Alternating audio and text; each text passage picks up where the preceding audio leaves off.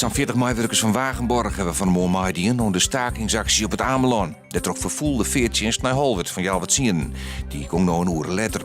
De meeste boordgasten hebben begrip voor de actie. Het personeel van Wagenborg leidt het werk del omdat ze meer leen willen en de werkdruk te heeg vinden. De 20-jarige automobilist die dwarsditioen een dierlijk ongeluk bij Wangstersweg veroorzaken is weer thuis.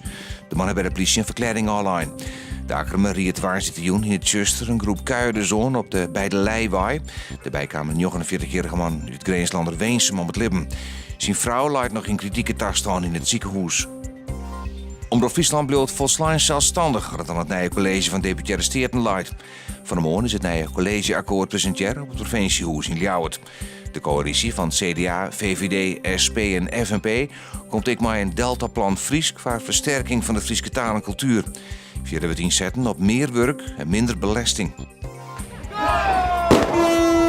In de haven van Haas binnen vanmorgen 121 sloepen uitzetten voor de jaarlijkse HT-race van Haas naar Skilge. De traditionele sloepenrace werd voor de 41ste keer gehouden. Het werd al gedacht een zwierenrace, omdat de wien uit het Noordwesten komt. En dat betekent dat de deelnemers zowat de hele route vol in de wien roeien matten. De bevolking neemt jonta. In de rin van de nacht is de kans op Rijn. Het wordt zo'n 6 graden. Morgen bewolkt en dan gilt die kans op wie het waar. In de rin van de middag komt de zinnen erbij. Het wordt een graad als tredje. De Noordwestenwind is matig en vrij krachtig.